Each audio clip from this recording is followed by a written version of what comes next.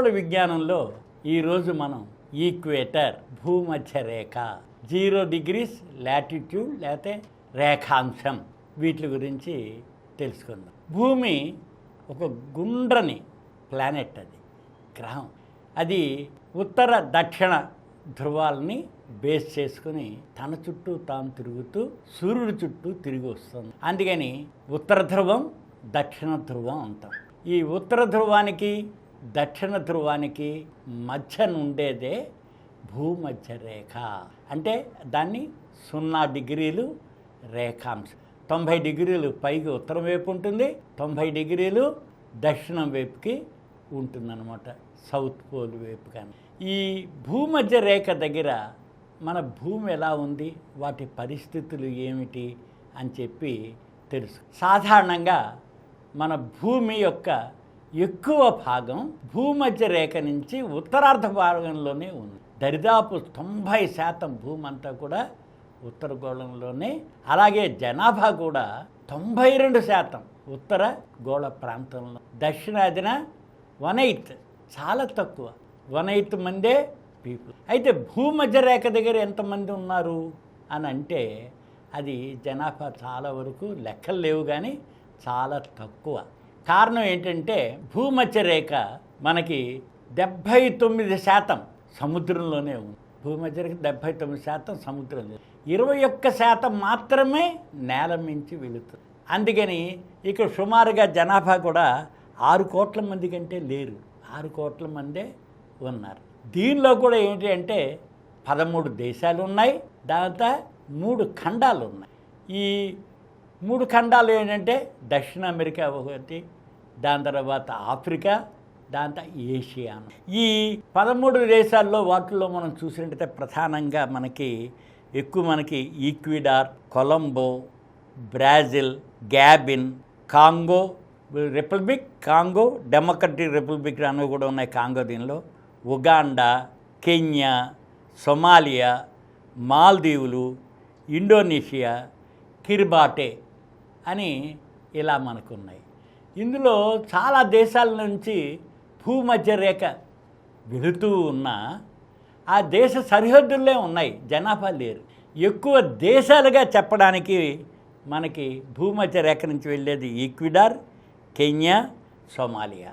ఇవి మాత్రమే దేశాల్లో నుంచి వెళుతున్నాయి. జనాభా ఉందన్నమాట ఈ భాగాన్ని, దీనిలను చేయాలి. అందుకని ఏమైంది, ఈ భూమధ్య రేఖ దగ్గర జనాభా చాలా తక్కువ, సముద్రాల్లోంచి వెళుతోంది.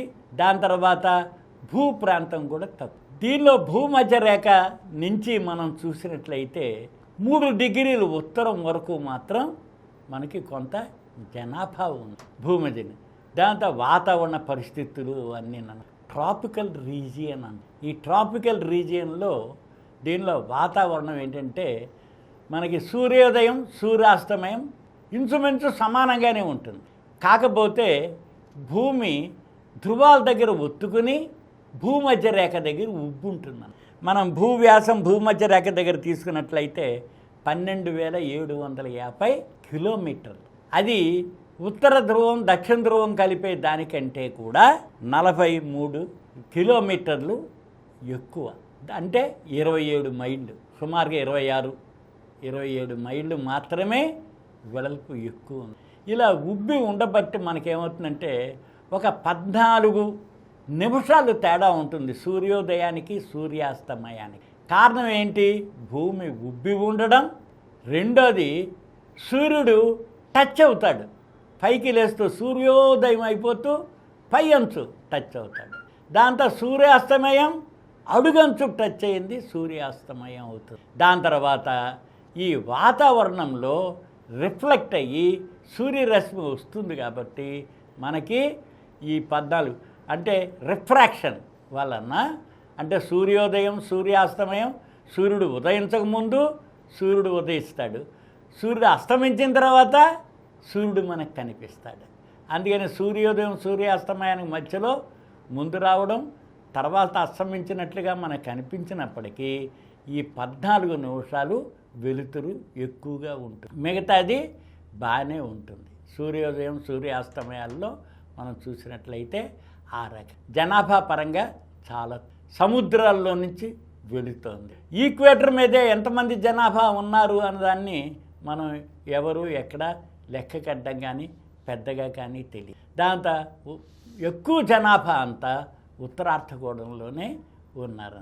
ఎక్కువ జనాభా అంతా 20 డిగ్రీల నుంచి 40 డిగ్రీలు లాటిట్యూడ్స్ మధ్య ఎక్కువ మంది ఉన్నారు జనాభా.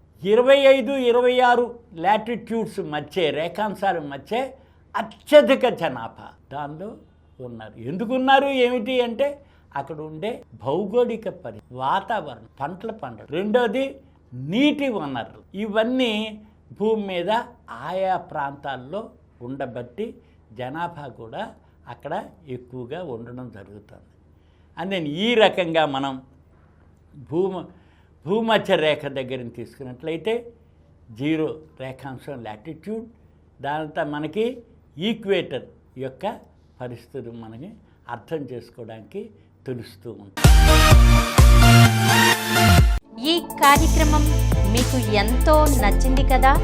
ఇటువంటి మరిన్ని వీడియోల కోసం అనతి కాలంలోనే 20 కోట్లకు పైగా వ్యూస్ సాధించిన సమరం ఛానల్ సమర్పించు సమరం సైన్స్ వరల్డ్ ఛానల్కు సబ్స్క్రైబ్ చేయండి, లైక్ చేయండి, మీ ఫ్రెండ్స్కి షేర్ చేయండి.